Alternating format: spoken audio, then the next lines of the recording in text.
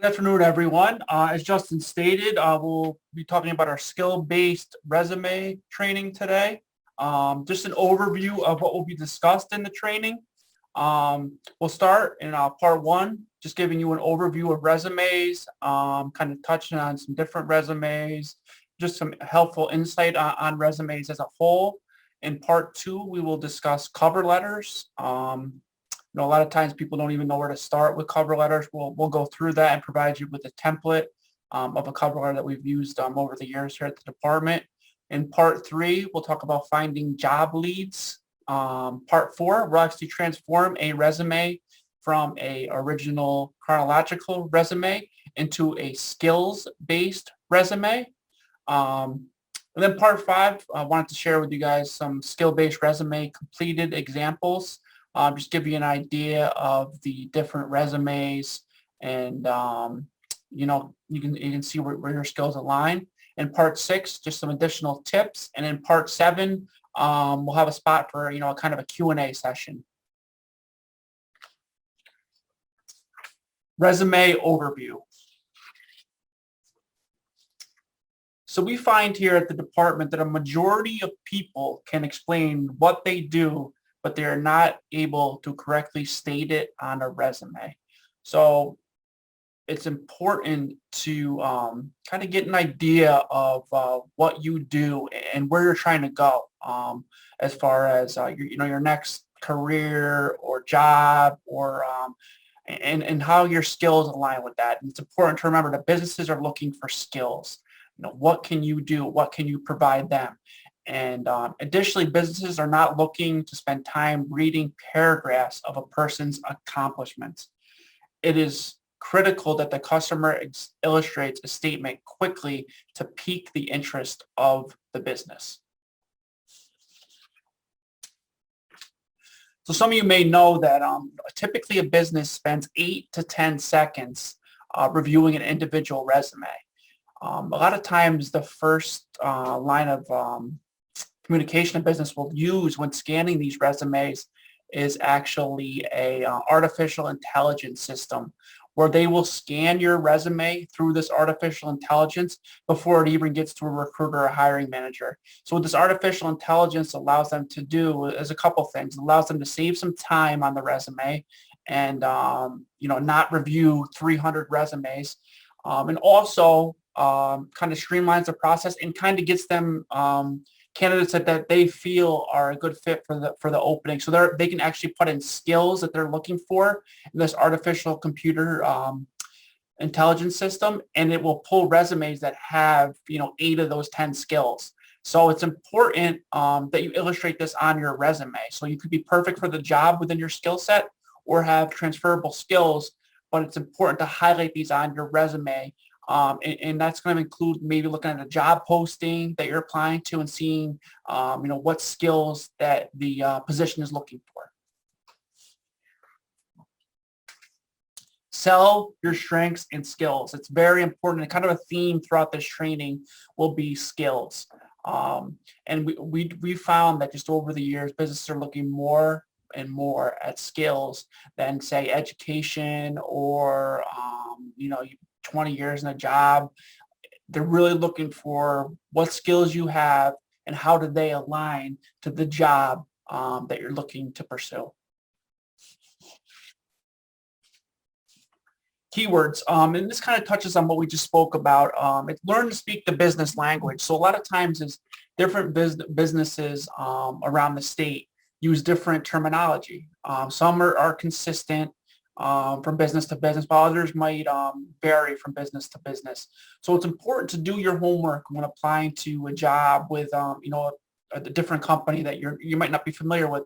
Maybe some of the language is familiar to you and consistent from job to job or company to company, but it's important to learn what terminology that this business uses compared to that business. Job postings are helpful. LinkedIn too will give a company overview that can be helpful. Google search, researching the business, going on the business website.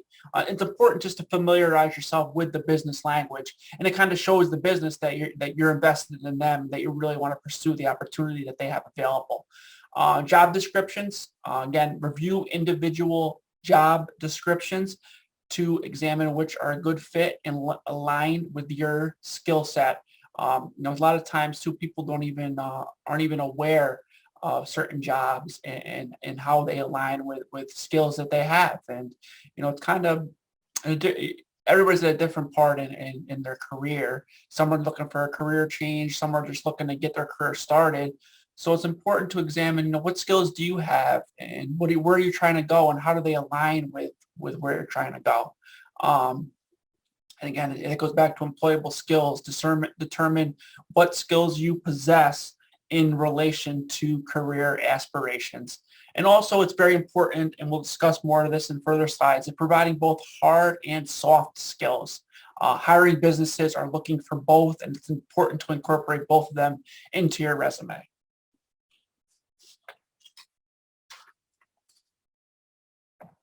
Keywords. So as we discussed, the artificial intelligence system, and we've discussed this in a previous slide, that a lot of the businesses, I would say probably, almost 90% are using this artificial intelligence system as their first line of, kind of not defense, but like just in reviewing these resumes. And this can disqualify you before you ever get in front of a recruiter. So it's very, very important to look appealing on paper. So businesses are actually looking for, as we discussed, the keywords as they relate to the job that is being canvassed for. So occupations and skill set. It's so important to learn about different occupations and how your skills align with each. A lot of times I recommend, take some time for yourself, a couple days, maybe a week, and see where you're trying to go. It's, we have a lot of tools here too with different occupations and what skills are consistent with the different occupations, and see how your skills align with these various occupations. And that's important as you, go on this journey and you're pursuing new opportunities. Learn about yourself and kind of see like, hey, yeah, I'd pursue that. I don't want to do that as much. This skill I kind of like. I want to pursue something that really highlights this skill. So that's important to, as a, as you pursue an opportunity, is to learn about yourself and see how they align to each opportunity that you are pursuing.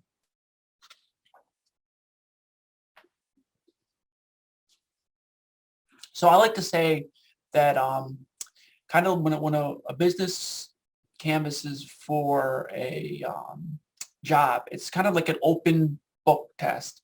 Businesses tell you what skills they're looking for, and it's important as a job seeker to adjust your resume to align with what they are looking for. So what I tell a lot of candidates, job seekers, customers that we work with here is kind of build like one resume as like kind of like your generic sample resume, and then build off that. So each job you're applying to, you'll have your basic resume, and then you'll tweak that as it relates to the different jobs you're applying to. You kind of want to tailor your resume to each job that you're applying to. I think that's important too. It's kind of twofold. It's important to show the business that you're really invested and that you really want the opportunity, want the job, and shows you've done your homework. And kind of too, you don't want to just send the same resume to 20 different jobs. You kind of want to, tailor it so then your skills are highlighted as they pertain to those different openings. Now this takes time. Every person's different about how much. If they want some, I've had customers that want to apply for 30 jobs a day and they'll tweak their resume 30 times. And other people are more, kind of pick and choose what they want to apply to. So they'll pick 5 jobs a day and apply to 5 jobs and make their resume top of the line. And it's just kind of a case by case basis, and what kind of jobs are you looking for? Different jobs are going to require different resumes and more work, less work. But as a job seeker, even if you do not meet all the qualifications, it's not going to mean that you're not a good fit for the opening. We've had people that, had, job postings sometimes will say like master's degrees, but if someone has 25 years of experience in that field, sometimes that's going to supersede the master's degree. So it's kind of like a judgment call, but don't get hung up on, certain things. Like if it says master's degree and you have a bachelor's degree, or it could say a bachelor's degree in business, but you're in marketing, but you have 15 years experience. It kind of all comes full circle and kind of all, they're going to look at the big picture, and they'll look past certain things if you meet other criteria to a T. So here we're going to talk about hard skills and soft skills.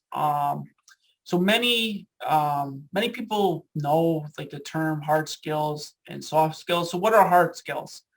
They are teachable and measurable skills. Skills such as marketing, forklift operation, and phlebotomy are considered hard skills. These skills can be taught, but a lot of times soft skills are overlooked. What are soft skills? Soft skills are things such as communication, problem solving, leadership. So it's important to see the value in both of them. And we want to incorporate a combination of both into our resume. So here we just have kind of a diagram, a helpful diagram of hard skills versus soft skills. Kind of just breaks down each. I'm just going to kind of run through this for you. Hard skills are specific and quantifiable knowledge or abilities, usually absolutely necessary for success. They also can be demonstrated through tangible evidence such as a degree, certificate, or examples of work. So things such as a master's degree or a certificate in a certificate program. Those are hard skills. They also can include computer skills, foreign languages, math skills, programming skills. Soft skills are unquantifiable attributes that cannot be proven, but must be demonstrated through work style and approach. So a successful demonstration of soft skills is less to a subjective opinion. So it's someone's opinion. They can be communication, leadership, teamwork, creativity. So as you can see, it's important to, kind of have a combination of both in your resume, as, like soft skills are very good at like kind of like transitioning, strong leader, and then leading into a hard skill, or like backing up that soft skill with a hard skill. So it's very, very important that we incorporate both into our resume. And we have a lot of tools here where we can assist if you're not quite sure on how to go about incorporating both. And in some of our later slides, we'll also have, you'll see demonstrations of sentences with a soft skill followed up by a hard skill. And yeah, it's important to kind of see the value in both.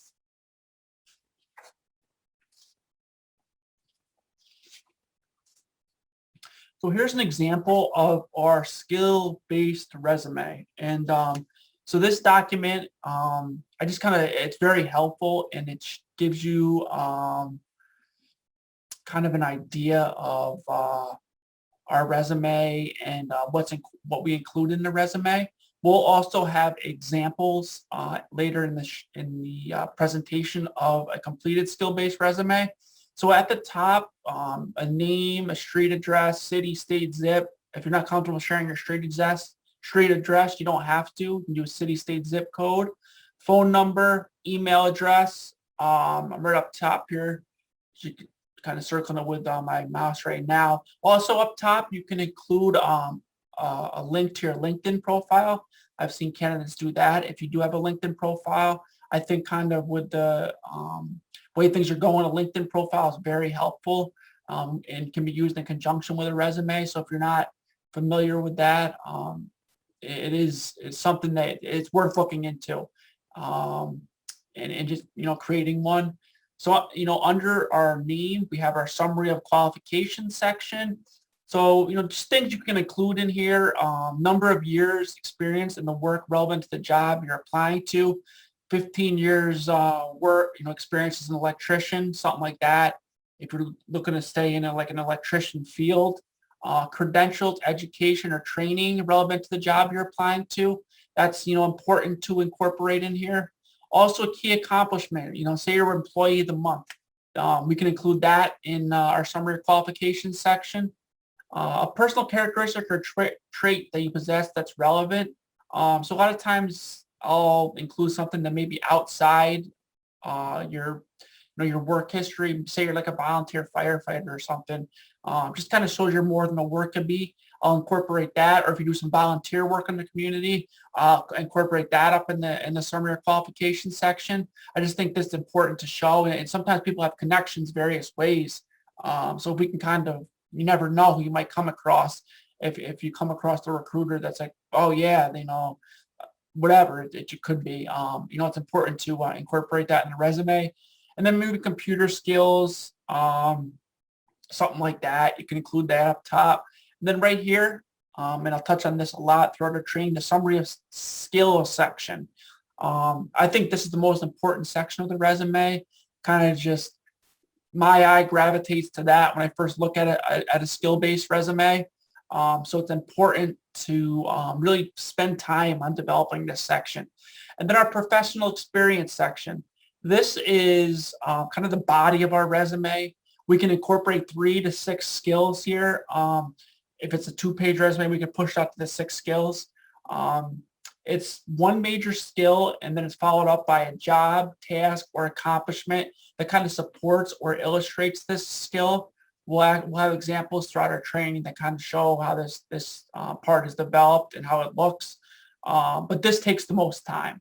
This section will take you, it depends what kind of jobs you're applying to, but it might need to be tweaked for various jobs, but it will take time to develop. And then our work history section here, this is where we use our chronological work history. And, questions I've had are how far back do I go? I usually say, 20 years, but if you're starting a new career, if you start a new career 15 years, you might just be comfortable going back 15 years. All kind of depends on, what you're trying to do and what your work history illustrates. Does it support where you're trying to go, or is it kind of, out of left field? And that kind of will, determine how far back you go in your work history. But a good rule of thumb is about 20 years. If, you're kind of caught up in, how far back do I go? A 20-year rule is pretty good if you have 20 years work experience. If you don't, then you just complete it as is. And then kind of our education or training section here.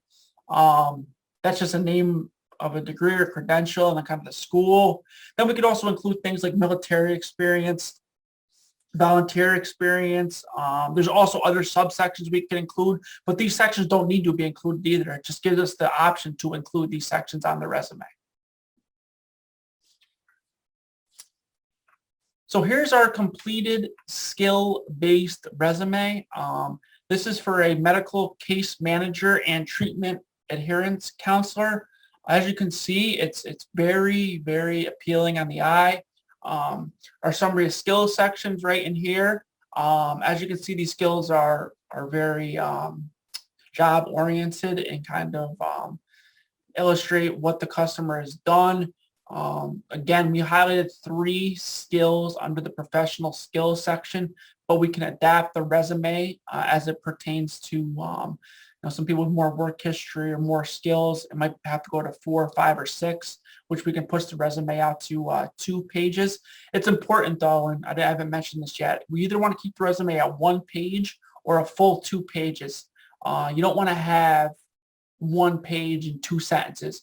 We can get that down to 1 page. But if you do have a lot of work history, you might need to go to the 2 pages, and that's where we can expand our professional skills section to kind of accommodate for those 2 pages and develop the resume.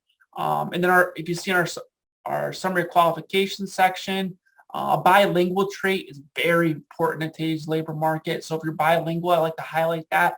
As you can see, I highlighted that right here, and then I also highlighted that in the summary of skills section. I think that's important, and I know a lot of employers are looking for that now. So if we can highlight that, and if you do possess that, we definitely want to get that on the resume. Another nice thing about this skill-based resume is, say you've had 4 jobs in case management. You only have to say the task once right under here in the case management and system or section, I'm sorry. You don't have to say it 4 times like you would in a chronological resume. So it saves paper space too. You're not saying the same thing 4 times, and it's not redundant. So the skill-based resume is very helpful for stuff like that.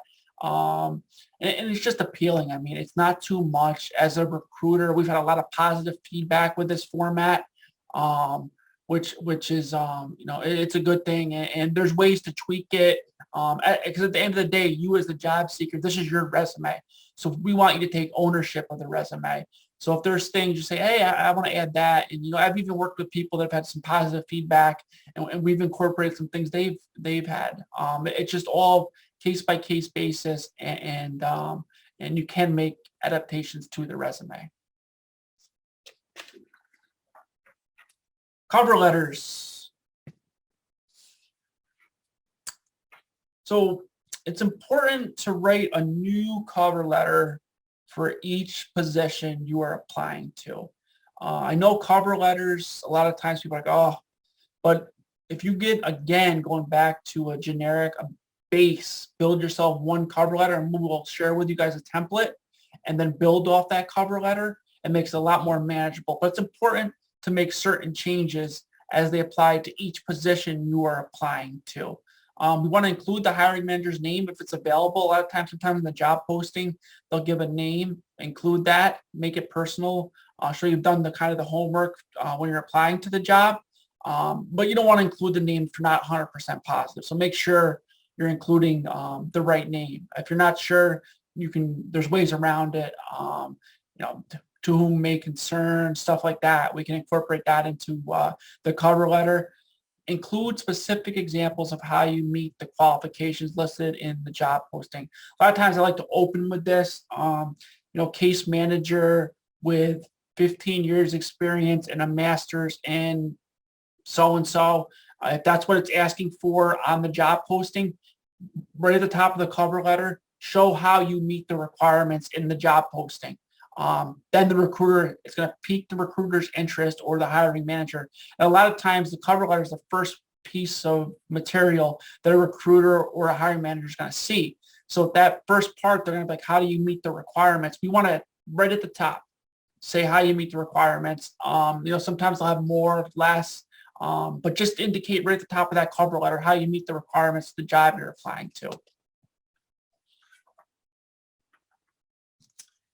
Again, kind of a big theme throughout our training today is skills. We want to showcase skills throughout our cover letter. And a cover letter should go beyond the resume. You may ask, what do you mean? So it explains situations such as gaps in employment and other barriers where applicable. So, for example, I had a customer I was working with. She was a stay-at-home mom for 10 to 12 years. So she was out of the labor market. So if you were to read her resume, it wouldn't have shown she had worked in those 10 to 12 years. So that'd be a question that a hiring manager is going to have. So you too, as the job seeker, you got to ask yourself, if I was, put yourself in the hiring manager's position. If I was hiring for this job, what questions would I have? And if it stands out, we should probably answer that. But you don't want to give up too much information. You don't want to give up all your cards. So explain situations such as gaps in employment again. So she was a stay-at-home mom for 10 to 12 years. So we were able to simply on the cover letter just indicate, stay-at-home mother has been out of the labor market for 10 years, seeking another opportunity. And then you can kind of just say, stayed home, took care of 3 kids, something like that. You don't have to go too deep into it. But just something like that. There's other times where, other stuff, life happens. So things need to be explained, and hiring managers know that. They know things happen and everybody's at a different point. But if something's going to come up that or a question's going to come up, be upfront. And I think that honesty goes a long way and will help in, getting an interview, which is the main, purpose of a cover letter and a resume. And again, we don't want to include too much on our cover letter. You want to be clear, concise, and relate directly to the job you are applying to. So here's our cover letter example. So also we can adjust this, as with the resume. So the highlighted area, you might say, why is this highlighted? Um, so the highlighted areas would need to be changed for each job you're applying to. So as you can see, you get this outline of this cover letter, and you can even make this more expanded, your generic one that I was saying, your base one that you work off for each job. So once you get that template down, it's so much easier just making those small tweaks. All you would have to change what would be certain things throughout this. The main skills may need to be changed here, certain skills in the summary of skills, but you might not even change all of them. It might just be certain skills because you want to have these skills relatable to the job you're applying to. So if you can see, if we start up here where my browser is, so I understand that you're seeking an exceptionally qualified, name the position with wide-ranging results and conducting long and detailed, and then you kind of explain skills from the job posting. And then you can say, I meet these criteria based on how you meet the criteria. So again, back to 15 years experience in case management. And then you can kind of, we're not going too deep in the cover letter with extensive experience. Just give some examples. And then this is the part I enjoy down here. I think this really puts each candidate over the top, are these three main skills. And we can adjust these as they relate to each job you're applying to. So if you're staying in like the same field, so say you're going to get into cosmetology, these main skills might stay the same for each job you're applying to. Or you may only have to change one. But it's important to understand what each job you're applying to is looking for and to make these tweaks. But it'll make it a lot easier once you get that base cover letter developed. And that's what I tell a lot of our customers here is just get that base one. And we have a lot of resources too that we can assist you with getting the basic cover letter and getting your cover letter generated. So just stuff like that too. It's, it's important. So here's our completed cover letter. I didn't include any of the name or address, city, or phone number for confidentiality reasons. Also right here, we want to include our date, but the body, as you can see, this is a HR manager position that the individual was applying to. They possess over 20 years experience in the HR field, 10 of which have been as a manager. So as you can see, it's just, again, as our resume is, it's not too much information, but it's right to the point, and it's skills driven. Again, it's highlighting skills a lot of the times, but it's not going to, it's not I've seen people submit 4 or 5 page cover letters. We don't want to do that. Nobody's going to sit there and read 4 or 5 pages. So we can get this down, get the important skills onto the cover letter, and then kind of make the tweaks as you apply to each job. That's very, very important. Job leads. So job leads are kind of give you an idea of what is out there and how your skills and interests align with each job. Sometimes these jobs are jobs you may never have thought of. We had an individual here that we were assisting with some job search stuff, and we were providing them jobs, and they didn't even know that they met their criteria for these jobs, and they ended up doing a 180. And it was, it was in the same field, but it was a different opportunity than what they have done, and they thrived. They absolutely loved the new opportunity, and it's something they never would have thought that they even met the qualifications for, but their skill set did meet the job qualifications. So it's important, again, to familiarize yourself with different jobs and the skills that these jobs require. Reviewing current reliable job leads give you hope, and kind of, maybe I don't have to stay in this field. I can transition into this field. And a lot of times with jobs, transferable skills go a long way. So a lot of jobs have, a lot of skills that are along the same wavelength, and kind of, you possess these skills, but you might not even be aware that they are kind of transferable along different occupations. So here at the department, we have various databases to assist in your job search, things such as Jobs Express, the New York Job Bank, Job Zone.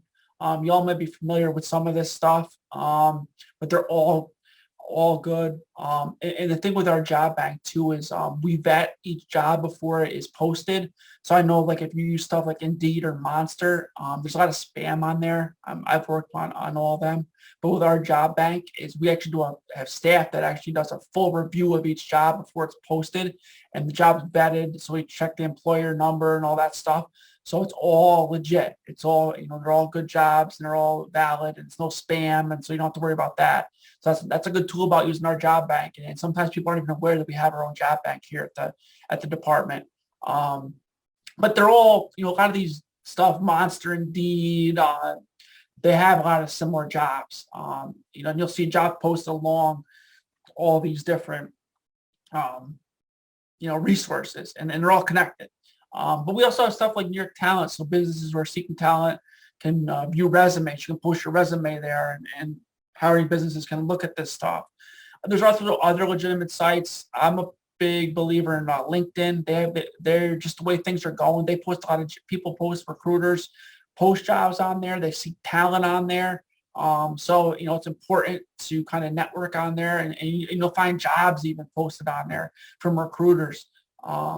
So that's another tool to use, and I think that's a legitimate way to go about finding work or maybe a career change.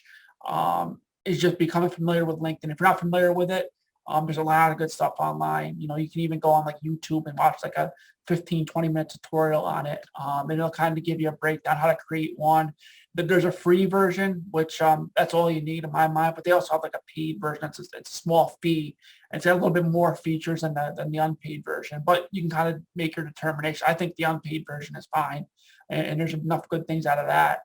But yeah, there's also other sites too that you can use. Just be more conscious of that. Sometimes with Indeed and Monster, there's spam, and just be careful sharing certain stuff on that when applying to jobs. So I just put a quick snap shot together of different links on where you all can find different jobs. So our New York State Job Bank, there's a link to our job bank if you wanted to jot that down. Our Jobs Express, I included a link to that on here.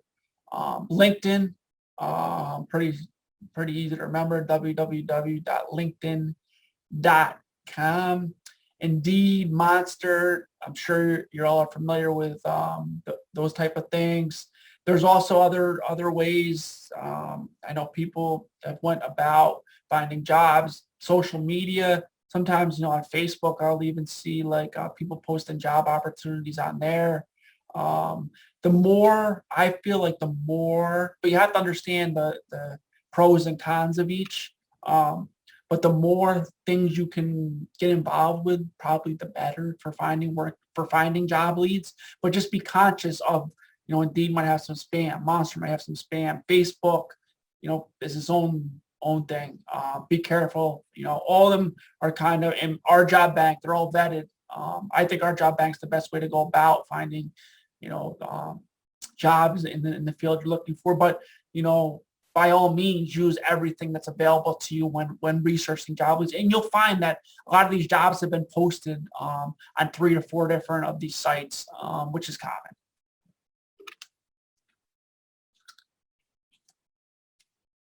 So here we're actually going to transform a skill-based resume.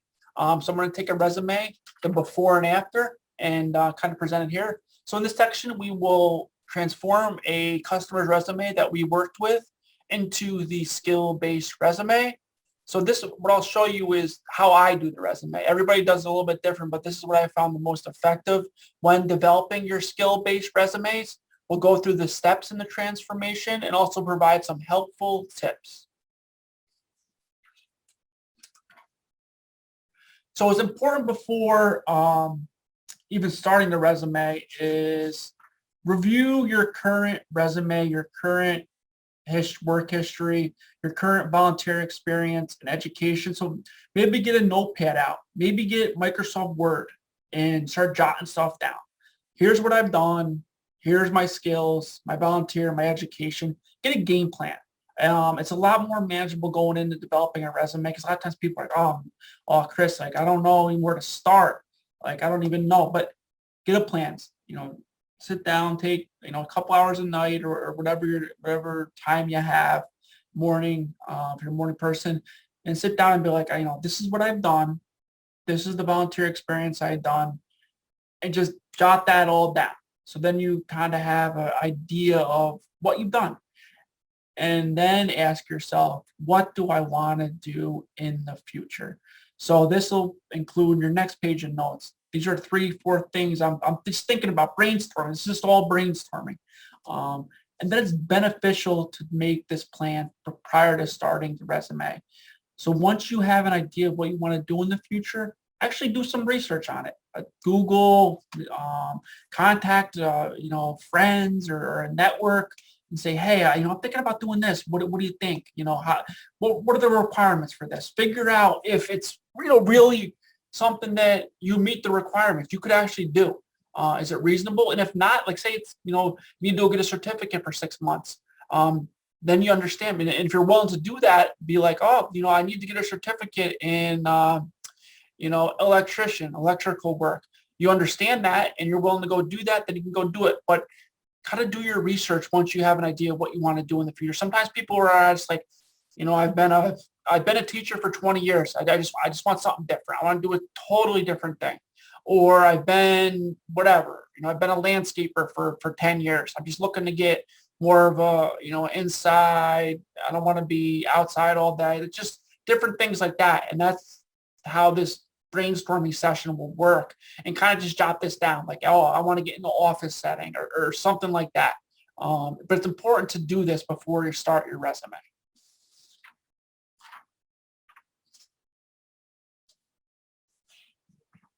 So what I do when I work with a customer, and I've been doing this for probably about 5-6 years now, developing the skill-based resume, and we've over time we've adjusted. But what I find is I'll do that step one when I do help a customer with their resume. Is I'll kind of sit with them, brainstorm with them, review their past experience. And once I have that part done, I'll transition on to our skill-based resume. So usually what I do is I begin by completing the name, experience, education, and or any volunteer experience on the resume. These are the most cut and dry sections. They will not change for each job you apply to. Your name's not going to change for this job to that job. Your name's going to stay the same. They're the most straightforward sections, and it gets you thinking about the resume. So right here is an example. I cut out our middle section. So what I'll typically do when I help a customer or I assist a customer reviewing their resume is I'll do the name, the address, the city, state, zip, phone number, email. Then I'll come down to our experience section and I'll complete the experience section. So the GA Services, LLC, Operations Manager, then the dates. Each employer I'll include the education section, also volunteer section. These sections are not going to change for each job you apply to. And also it's like a mind thing. If you start with these sections, you feel good. You got a section complete, and it just kind of gets the ball moving in the right direction and gets you thinking about the resume. You might have a different way about it. I just find that doing it this way, it's just makes it a lot more manageable. And then when you're typing your resume out, it's just gets the ball moving in the right direction. So after that, what I'll do is I'll move on to the professional skills section. The professional skills section for members, that middle section, 2 to 3 if it's a 1-page resume, 4 to 6 if it's a 2-page resume. Professional skills we're going to highlight that relate to future occupational goals. And you will discuss/elaborate on these skills with 4 to 5 accomplishments or tasks. These will support your major skill. So right here, as you can see, our professional skills section, we focused on 3 major skills. And then we discussed each major skill with, some of these have 6 supporting accomplishments or tasks as they relate to operations oversight. So oversaw client accounts. And another thing that's important with the professional skills section is make sure each is in the same tense. So a lot of times, 99% of the time I use past tense. Everything's past tense. It just makes it more, even if you're still doing the job, and I've had people ask me this, make it past tense. ED, reviewed, managed, collaborated, stuff like that. It's important to stay consistent throughout the resume. But this professional skills section is also nice because once you get that base resume, you maybe have 2 or 3 different versions, but you won't really have to change that much as they relate to the different jobs you're applying to. So once you grasp this and get a resume on paper, you only have to make certain tweaks, and you might have 4 or 5 resumes. So you got an operations one that goes here. Maybe you're doing something that's more shipping and receiving, so you can kind of tweak that around. It's already included in here, but you can kind of a lot of times it's just kind of mixing and matching and highlighting different skills as they relate to different jobs you're applying to. So then after I complete our that middle section, I'll move on to our summary of qualifications section. That's the section at the top, and kind of think of it as an overview of yourself.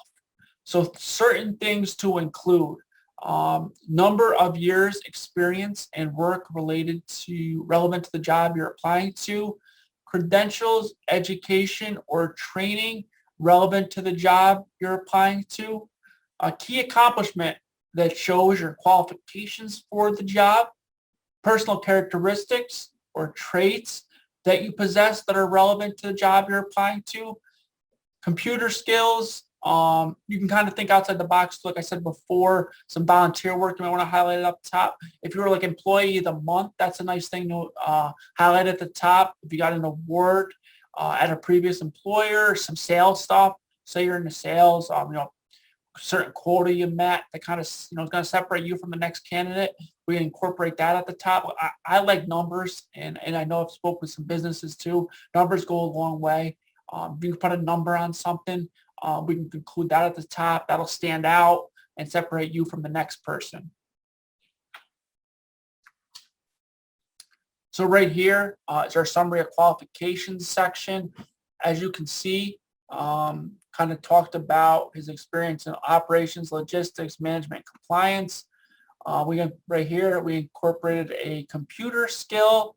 Then we incorporated some stuff that's outside of his, work grind. He participated in the polar plunge, and everybody has their own thing that they want to include on here. But you kind of get the idea. He was inducted into his high school basketball Hall of Fame. So just stuff like that is important to include and kind of use your own judgment of stuff that you would want to include. You don't have to include, say you don't want to include like the polar plunge. That's understandable, but you can include something, volunteer if you deliver turkeys on Thanksgiving or, Christmas, you volunteer, just stuff like that. It just shows, you're more than just a worker bee again, and that you do more, and you're a community person. You're involved in the community. So what I like to do is conclude with that summary of skills section. Arguably, this is the most important section on the resume. I find it's best to do last, as it is almost a conclusion to the resume. It kind of wraps it up, and a lot of times what you'll find too is with your summary of skills section, you're actually pulling skills out of the resume and highlighting them in your summary of skills section. It's important to include past skills that pertain to the job being applied to. So kind of just sit down and just review your past skills and how they relate to the job you're applying to. Stay away from stuff like honest, friendly, multitasking, stuff like that. They're going to take for granted. And a funny story, I had someone that their first, in that summary skills section, it's in 3 columns, and they had detail oriented. Well, they opened up their resume with a typo. So it you're not really detail oriented. So you don't want to include something like that and then kind of go against the grain in your resume. So just stay away from stuff like that. As you can see in our example, we don't include just generic stuff like that in the summary and skills section. Or we try not to, I should say. Sometimes, we have to for whatever reason. So here's our summary of skills section. Back to the bilingual. I just think that's so important nowadays. We highlight that in bullet number 1. Then we have some operations, reporting and documenting, warehouse duties, shipping and receiving, vendor relations, cycle counts.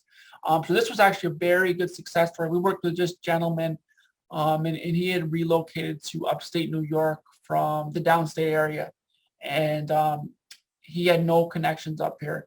We redid his resume and we got him some job leads. He had 7 or 8 interviews within the first couple of weeks, and he ended up landing a job making over $90,000 a year in the warehouse environment with the skill-based resume. And then he had he took the initiative too, and did his part where he was applying to jobs and taking our tips. But the resume worked, and it was just a very good story, and he was very satisfied with the result. But the summary of skills section too, it'll change as it relates to different jobs you're applying to. So you're gonna have to tweak them up in regards to various jobs.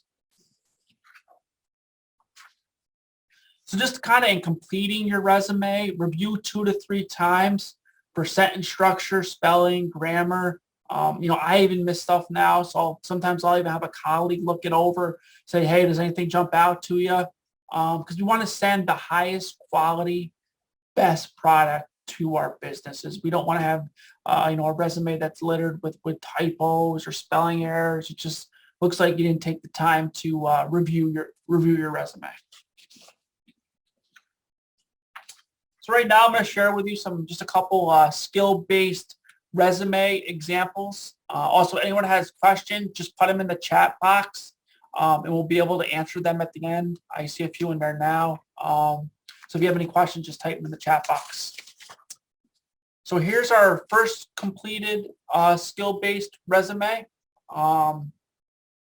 This resume is for an administrative individual, I should say, professional. We highlight right here their administrative support experience, customer service. Then we have down here correspondence and records maintenance. As you can see, they worked at Excelsior, and they kind of, what's nice about this too is it shows how they were promoted or, moved along at Excelsior. So if you get promoted, the skill-based resume kind of highlights that in a nice pattern under the experience section. And 2 is it's not too much. That's the big thing with the skill-based resume is, sometimes these recruiters are getting 1,000 resumes for one job opening. They're not going to sit and read, hundreds of pages. Their eyes going to jump to the summary skills section, like, meeting maintenance or processing payments, like that stuff jumps out, correspondence handling, and then that's going to pique their interest and might, get you over the top and get you an interview.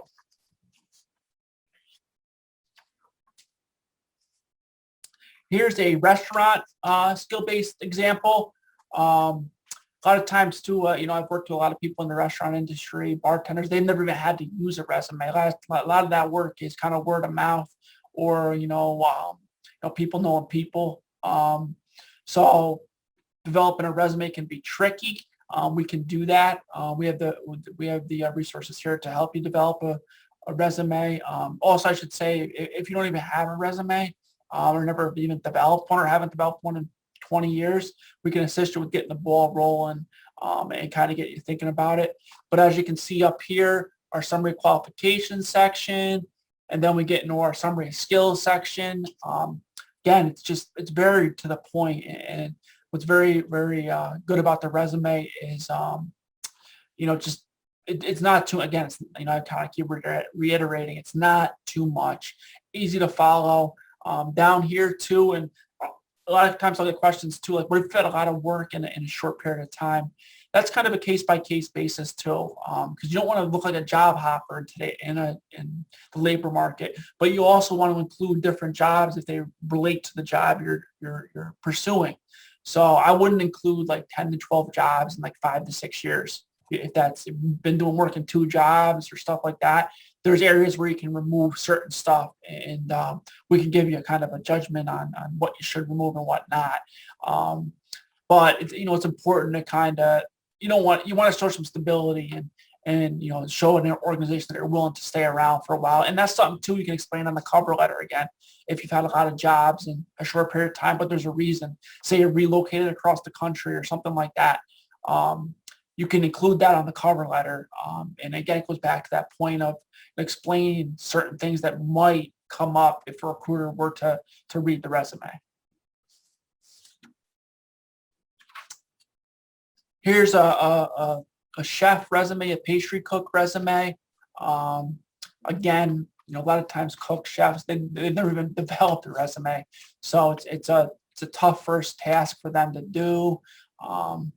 But we're able to do it. As you can see, this individual hasn't worked in a little bit, so this would be a situation where we would explain that on the cover letter. Kind of why you haven't been working. But yeah, it's to the point. We have the education section, the chef stuff, the cooking and prepping, prep veggies, assistant head chef. Just you kind of get the idea as you look at these different resumes. As with the skill-based resumes, it's important to build upon each professional skill with some supporting skills. So here's our 2-page. I wanted to include this one 2-page administrative example on here. So this is for an individual that has a lot of skills, a lot of work history dating back to 2002. And what we did is we highlighted 6 professional skills on here. It's a full 2 pages. We've highlighted their volunteer experience. We've touched on their education. Then over here in the summary of qualifications, they've had some awards, just different stuff that they've done. And I think, I stated it earlier in the presentation, we want to use the full 2 pages if we're going to do this. Again, if I was a recruiter, I would look at this and be like, wow, this would pique my, it just looks like it's clean. It's like, if the formatting is consistent, that's another big thing. It's just having consistent formatting, easy to follow, not too much information, and that goes a long way when applying for a job. So here I just wanted to touch on a few additional tips. Thought they were important. So when interviewing for a job, I get a lot of questions on this. It's important to present yourself as the best candidate for the job. So when you go to an interview, usually I'll recommend 3 to 4 copies of each. I have like a packet, like a cover letter, resume, references, not on the same page. And this is another question I get a lot too is, so you're applying for a job and they don't ask for references. You don't have to provide them. Don't provide them unless they ask specifically for references. This is important, and you don't want to waste time and energy. But bring your references to your interview and have that in kind of a packet. Have your cover letter on top, your resume, and then your references. And also, it's important to touch base with each one of your references prior to using them as a reference, so they can kind of prepare for when they get that phone call from the hiring manager or HR. They can kind of get an idea what they're going to talk about. It's important to notify them prior to using them as a reference. And then also following up your interview. Nowadays, a thank you email is more realistic than a letter. Sending a simple thank you email to the individuals that interviewed you. You get their names when you're in the interview. Just get an email address and then just send them a small, short email saying, thank you, John, for taking the time to interview me. I'm, very interested in the opportunity and look forward to hearing from you soon. Something like that. Short, to the point, just shows you, again, done your homework.